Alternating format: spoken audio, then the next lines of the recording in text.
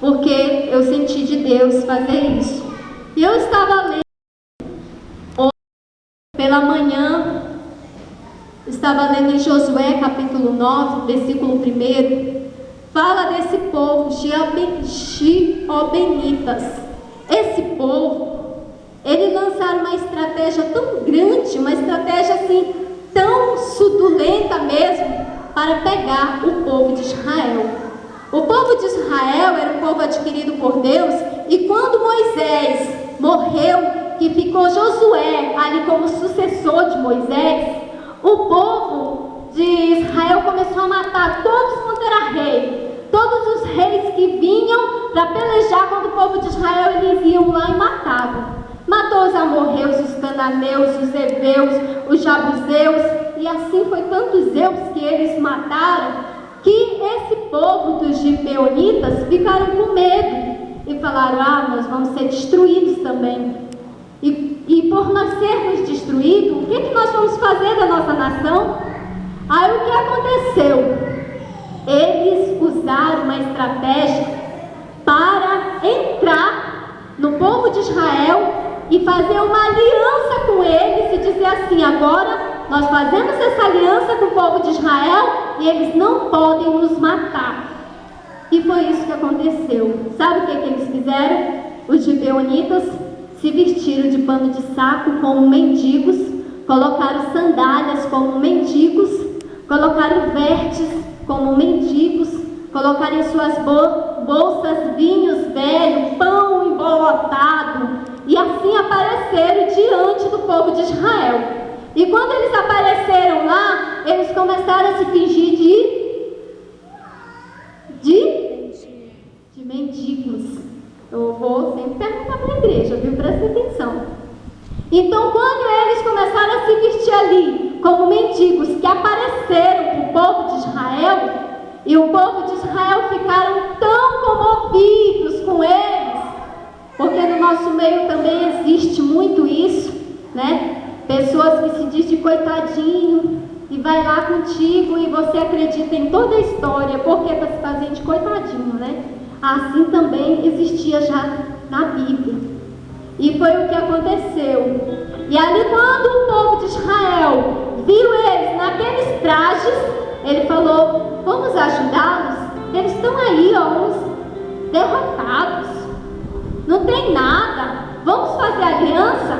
E fizeram aquela aliança com o povo de deixa eu ler aqui que eu de vez em quando sai da memória, gibeonitas. E eles fizeram aquela aliança com os gibeonitas.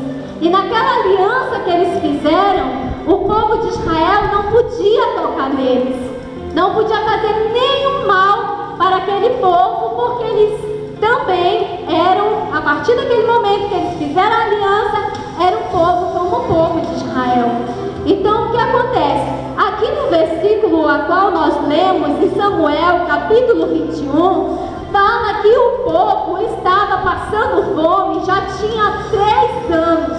E esses 3 anos que o povo estava passando fome, era um tempo que não existia mais nada de ceifa, não existia agricultura, tudo estava morrendo no tempo de Davi, nesses 3 anos. E Davi só via reclamação do povo chegando nele e falando: Davi, não tem nada na minha casa para comer, os campos estão todos vazios, secos, e nós não sabemos mais o que fazer. Então eles iam até o rei Davi e começavam a falar das suas necessidades.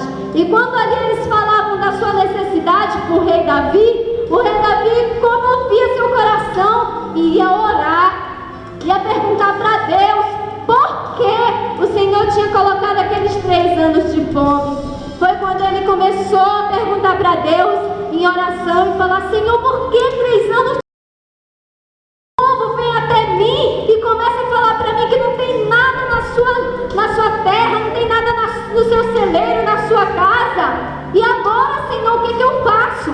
Foi quando Deus falou ao coração de Davi. Sabe por quê? Que o povo está passando por isso?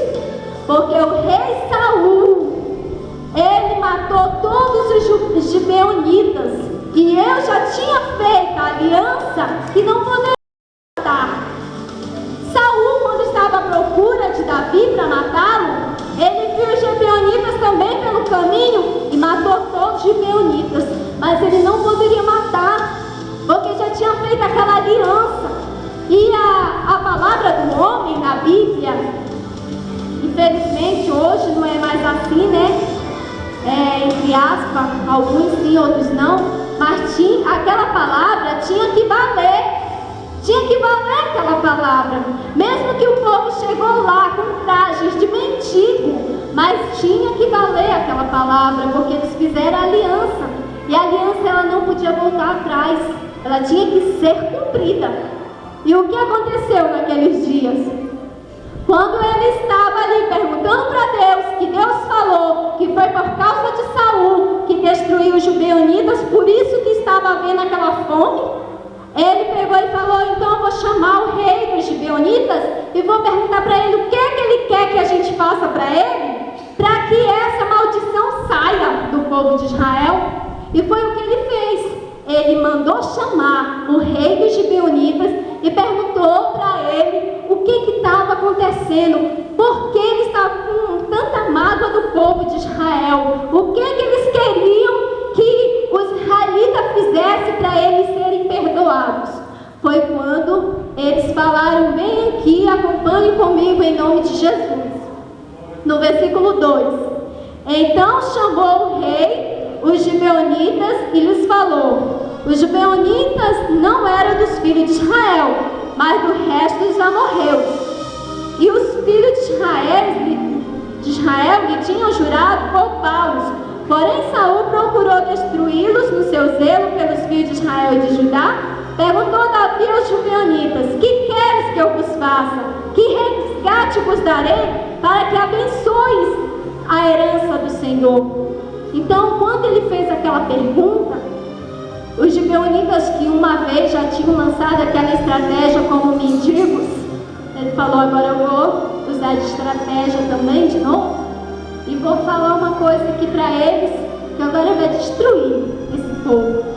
Aí foi quando eles falaram assim, ele falou para o rei Davi: escolhe 7 homens do povo de Israel que são da descendência de Saul, e eu quero enforcar esses 7 homens. Eu quero acabar com a vida desses 7 homens, porque eles acabaram com o meu povo.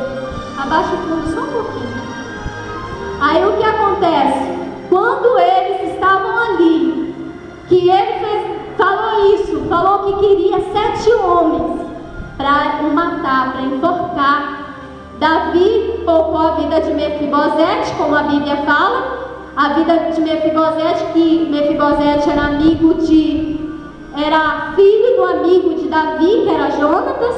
Então ele poupou ali a vida de Mefibosete, mas procurou 7 homens da casa de Saul, que foi o filho de Rispa. E esses 7 homens que ele escolheu para ser enforcado, eles foram apresentados diante de todo o povo. E na hora que eles foram para ser enforcados, imagine comigo, meu irmão, você ter 7 filhos e os seus 7 filhos não fez nada. Quem fez foi lá na antiguidade, o seu avô, a sua avó, e os 7 vinham aqui pagar. É difícil, né? Mas foi o que aconteceu. Eles colocaram os 7 homens na frente de todo o povo e disse: vamos matar, vamos enforcá-lo, e eles vão morrer e vão pagar pelo que eles fizeram conosco. Eu imagino aquela mãe desesperada, quando viu os seus 7 filhos ali, e começou a chorar e dizer: não, pelo amor de Deus, meus filhos, eles não têm nada a ver com isso. Que é isso? Eu imagino que ela ficou num desespero tão grande, mas não tinha jeito. A palavra do rei tem que prevalecer. E aqueles 7 homens foram colocados na forca e enforcados. Quando a mãe viu os corpos dos seus filhos, dos 7 filhos, enforcados ali, ela começou a chorar, começou a clamar, e e começou a dizer: Senhor, por que os meus filhos tiveram que pagar por Saul? Por que os meus filhos, Senhor, tiveram que morrer por causa do rei Saul? E ela começou a ficar tão aquebrantada, tão triste, que acompanhe comigo aí no versículo 10. Aleluia. Então Rispa, filha de Aiá, tomou um pano de saco, estendeu para si sobre uma penha, desde o princípio da ceifa até sobre eles caiu a água do céu, e não deixou que as aves do céu se aproximassem deles de dia, nem os animais do campo de noite. Olha só o que aconteceu, irmãos. Os 7 mortos, que não tinham nada a ver, foram mortos ali. E aquela mãe, no desespero, quando viu seus filhos mortos, e eles jogados ali, ela ficou num desespero tão grande que ela estendeu uma tenda de saco. Fala aí a palavra, viu? Eu estou pregando palavra. E ela estendeu uma tenda assim de saco e começou a ficar ali sentada, olhando para os filhos que estavam ali já mortos, sem vida. E ela começando a lembrar da trajetória de cada um, quando cada um era pequeno, quando pediam uma coisa para ela. E ela começou a lembrar da trajetória do primeiro, do segundo, do terceiro, do quarto, do quinto, do sexto e do sétimo. Porque mãe é aquela que nem vê ainda, mas já ama. O neném ainda nem nasceu, está lá na barriga, mas ela já ama. Ela nem viu a cara do bebê, mas ela já ama. E assim aquela mãe olhou para aqueles homens, seus filhos mortos, e estendeu aquela tenda, começou a chorar e começou a clamar: Senhor, meus filhos estão mortos. Senhor, meus filhos pagaram pelo erro que eles não tinham nada a ver. Senhor, meus filhos estão aqui, ó, foram todos mortos e agora, Senhor. Aí vinha aqueles urubu, ó, querendo tocar nos filhos dela, e ela com pano, fazendo assim, ó, para os urubu não sentar nos filhos que estavam mortos. Está escrito aí na Bíblia. Ela passou-se 6 meses sentada. Tinha chuva, tinha sol, tinha noite, tinha dia, e aquela mulher estava ali, ó, sentada, preocupada com os corpos dos seus filhos. E ela: Senhor, eu quero uma sepultura para os meus filhos. Eu quero que o rei lembre que os meus filhos foram enforcados por não mereciam. E eu quero que ele lembre e dê uma sepultura digna para os meus filhos. E assim, naquele momento, meu irmão, eu imagino o desespero daquela mãe, vendo corpos dos seus filhos e ela chorando, vendo se desmanchar o rosto, vendo se desmanchar a pele. O rosto do primeiro, do segundo, do terceiro, do quarto, quinto, do sexto, do sétimo já não era mais igual, porque já tinha passado 6 meses. E ela estava ali do lado daqueles corpos, porque ela não queria que as aves comessem os seus filhos. E ela chotando ali as aves e dizendo: não, meus filhos vão receber uma sepultura. Eles vão, o rei há de lembrar dos meus filhos. E naquele momento, irmão, que aquela mãe no desespero, entrou naquele desespero tão grande, olhando para os seus filhos mortos, sabe o que aconteceu? Seu clamor foi tão grande que moveu o coração de Deus. Irmão, o seu clamor tem que ser grande para mover o coração de Deus. Às vezes você quer só bater o joelho aqui, ó, e falar: Senhor, eu quero isso, pronto, amém. Não, meu irmão, a mulher passou 6 meses orando, 6 meses pedindo pelos seus filhos que estavam ali mortos, e não tinha nenhuma sepultura, não tinha ninguém para ajudar a tirar aqueles corpos dali e levar numa sepultura e enterrar. Irmãos, e muitas vezes a gente mal dobra o joelho e já levanta: amém, Senhor, amém. O Senhor, Ele quer, sabe o que? primeiro, intimidade. Segundo, Ele quer um tempo maior com Ele. Talvez o Senhor queria trabalhar ali no coração daquela mãe, porque eu tenho certeza que aqueles 6 meses que ela passou ali, vendo seus filhos mortos, o Senhor falava com ela. Ela tinha uma intimidade com Deus, aleluia. Ela tinha uma intimidade com o Espírito Santo.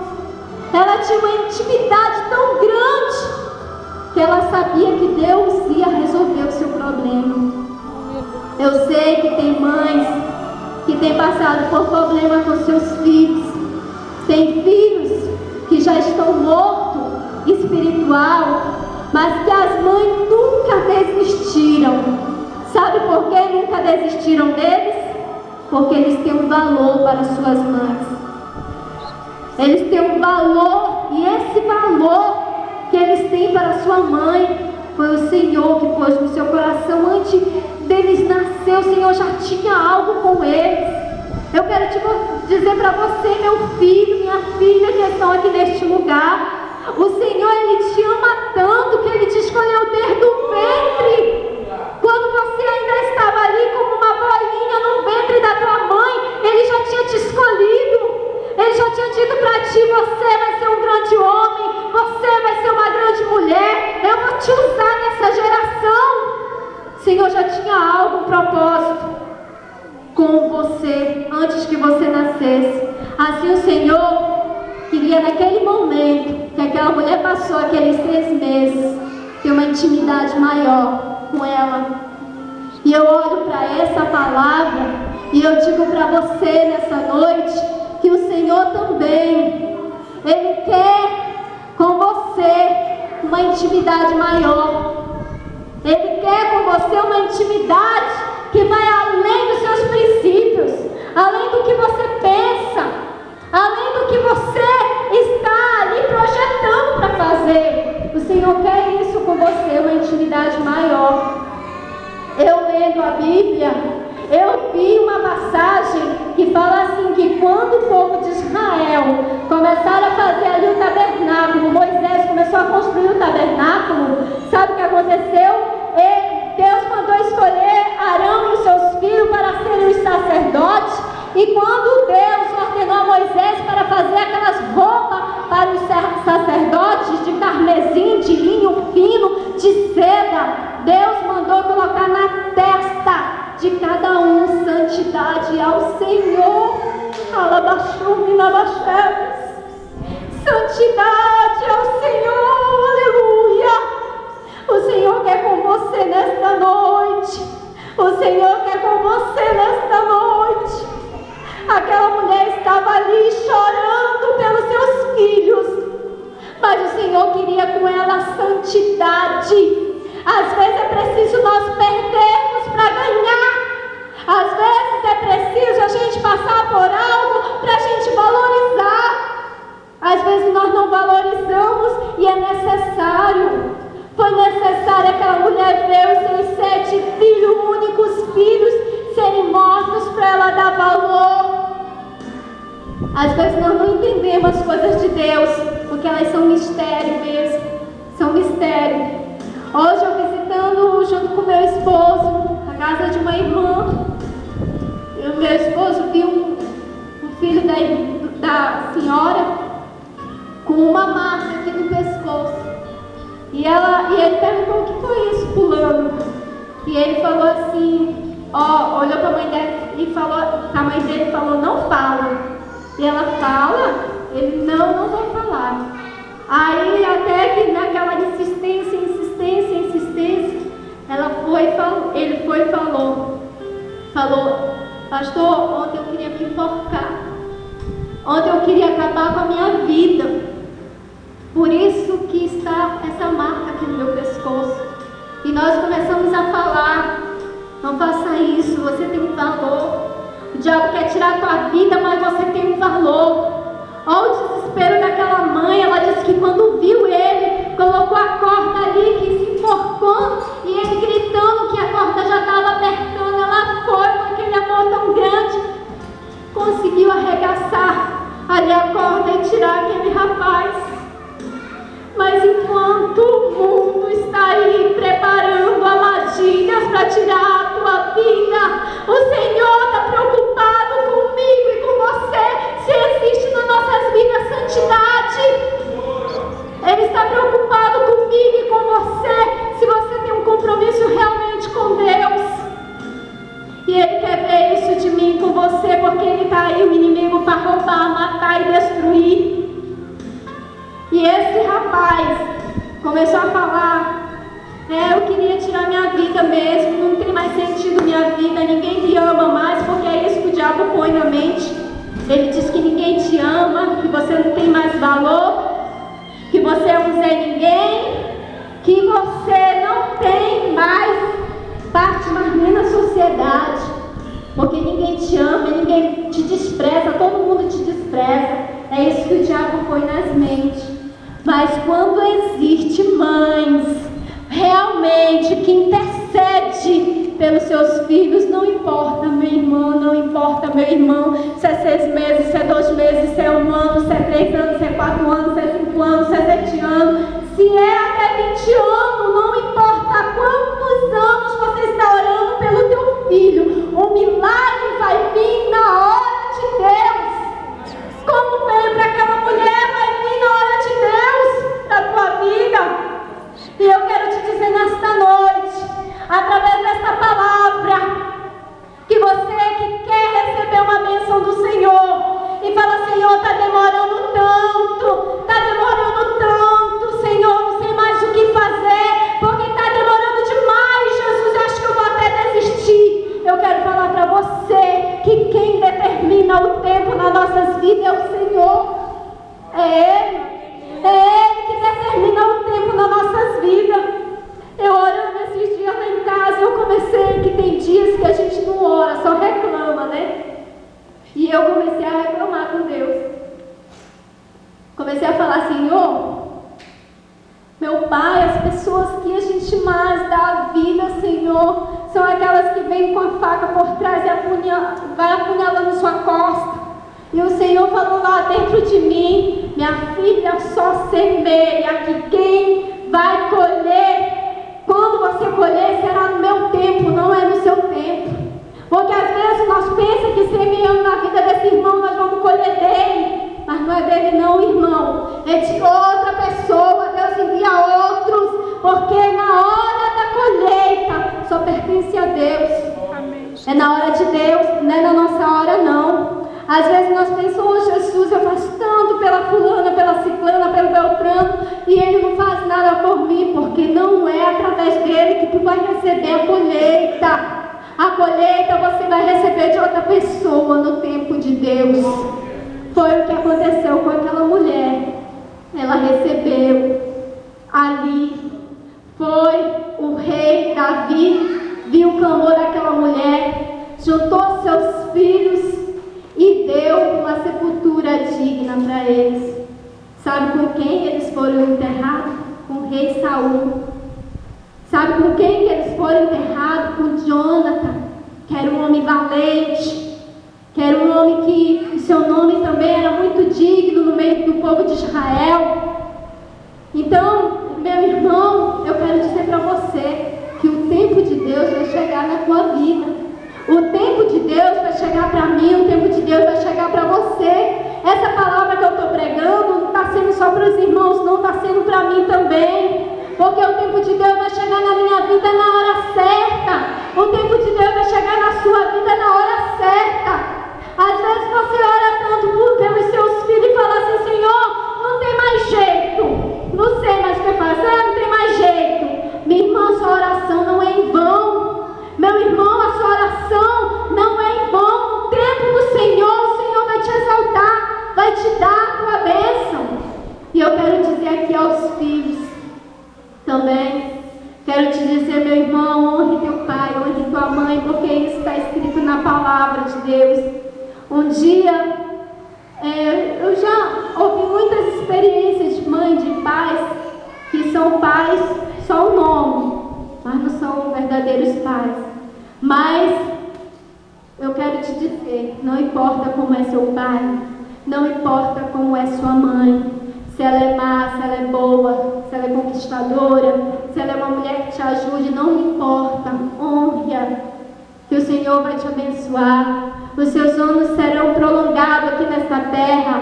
O Senhor há de te abençoar. Porque mãe é aquela que pode estar em qualquer lugar, ela vai atrás. Pode fazer o que quiser, ela está lhe amando. Às vezes você é um filho tão rebelde, mas a mãe ama do mesmo jeito. Eu nunca vi uma mãe tão brava quando alguém toca no seu filho. Vai tocar no filho de uma mãe, para ver o quanto a mãe fica brava porque tocou no filho dela. Então, irmão, eu quero dizer para você, você é especial, você tem valor. O teu tempo vai chegar na hora de Deus, não é na tua hora.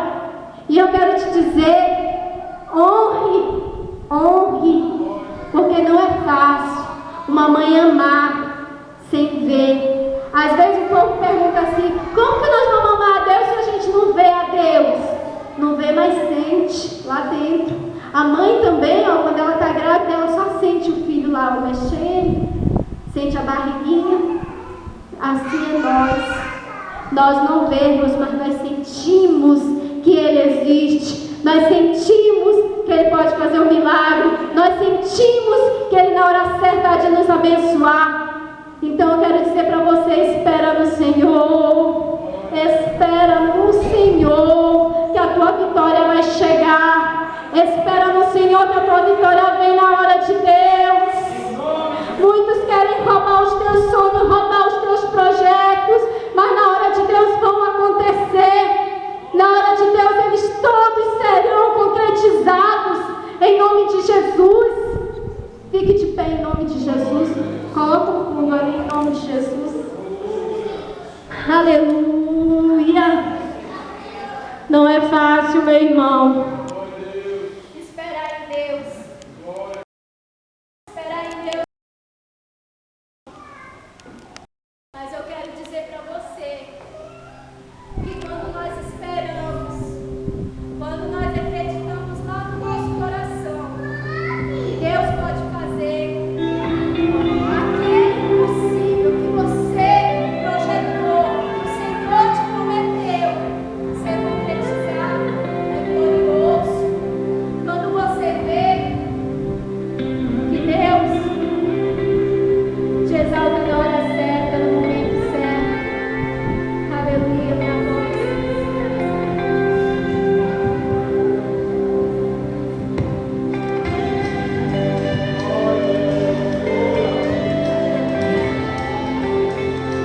Glória a Deus, aleluia. Às vezes os nossos corações, os nossos pensamentos, são invadidos por tantos problemas. Pense o coração daquela mãe, como foi invadido com tanta, sabe o que? Revolta. E às vezes nossos corações também são invadidos com tanta revolta. Eu vi hoje um jovem falar, eu odeio a minha mãe. Eu olhei assim, eu fiquei, Jesus, salva ele não sabe o que ele diz, ele não sabe. Irmão, não odeie ninguém, seja mãe, seja pai, seja quem for,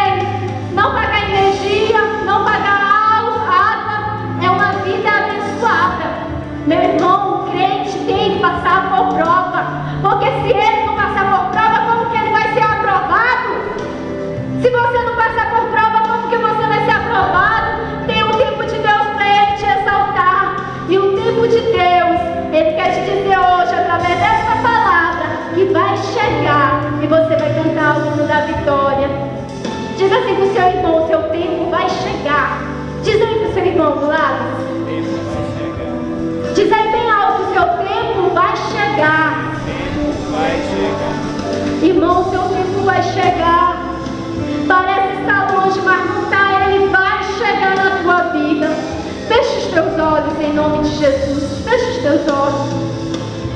Espírito Santo de Deus, Espírito Santo de Deus, derrama a tua graça sobre eles.